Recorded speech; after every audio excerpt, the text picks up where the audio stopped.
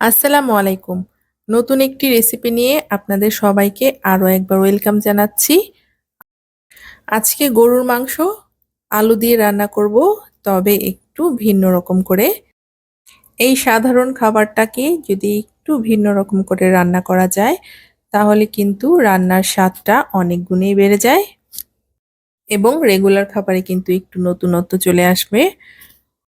চলুন আর কথা না বাড়িয়ে মূল রান্নায় চলে যাই। প্রথমেই নিয়ে নিয়েছি গরুর মাংস। এখানে 1 কেজি পরিমাণের গরুর মাংস আছে, ভালো মতো ধুয়ে ক্লিন করে নিয়েছি। এবার আমি মাংসটাকে হাতে মাখিয়ে নিব। দিয়ে দিচ্ছি 1 কাপ পেঁয়াজ,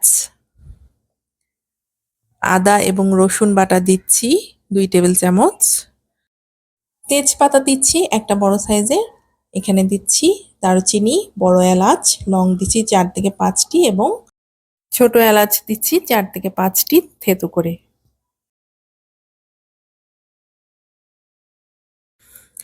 এবার দিচ্ছি জায়ফল জয়ত্রী গুঁড়ো হাফ চা চামচ, ভাজা জিরে গুঁড়ো 1 চা চামচ, পরিমাণ মতো লবণ, দিচ্ছি তেল এবং 2 চা চামচ লাল মরিচের গুঁড়ো, 1 চা চামচ হলুদ গুঁড়ো। এবার হাতে ভালো মতো মাখিয়ে নিচ্ছি।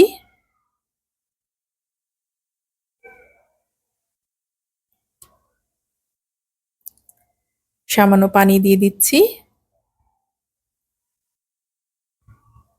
এবার ঢাকনা দিয়ে ঢাকা দিয়ে রান্না করব 20 মিনিটের জন্য। 20 মিনিট পরে চলে আসলাম, মাংস থেকে ভালো একটা পানি বের হয়েছে।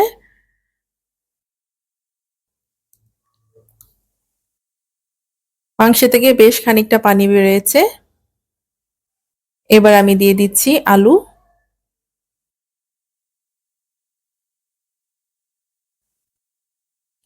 আলু দিয়ে খানিকটা নাড়াচাড়া করে আবারও ঢাকনা দিয়ে দিব আরও 20 মিনিটের জন্যে।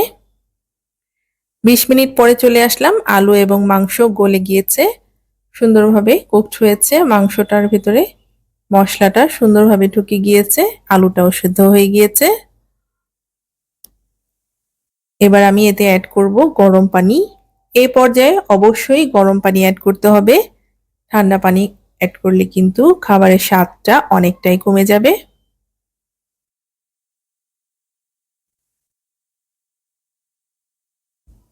এবং বলক আসার পরে এটাকে এক সাইডে দিয়ে এবার আমি এই মাংসটাকে একটি ফোড়ন দিব। দিয়ে দিচ্ছি সামান্য তেল, দিচ্ছি সামান্য কিছু পেঁয়াজ, 4টা শুকনো মরিচ এবং দিচ্ছি আস্ত জিরা। এবার ভালো মতো বেরেস্তা করে নিব এবং মাংসটাকে এটার মধ্যে পুরোটাই ঢেলে দিচ্ছি। এভাবে বেরেস্তা করে মাংস রান্না করলে কিন্তু মাংসের ঘ্রাণ এবং স্বাদে ভিন্ন মাত্রা যোগ হয়। খেতে কিন্তু খুবই ভিন্ন রকম একটি স্বাদ চলে আসে রেগুলার রান্নার থেকে। এভাবে করে মাঝে মধ্যে খেয়ে দেখবেন, রান্নায় কিন্তু একটি ভিন্ন স্বাদ যোগ হয়। এবার আমি পরিবেশন করে নিচ্ছি। এই আলু মাংসের ঝোলটা কিন্তু গরম ভাত দিয়েও খুবই ভালো লাগে।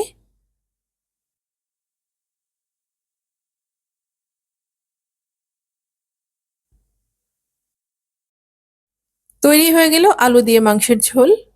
বাসায় অবশ্যই একবার ট্রাই করবেন, খুবই মজা হয় কিন্তু এই রেসিপিটি। গরম ভাত দিয়ে কিন্তু জাস্ট ওয়াও।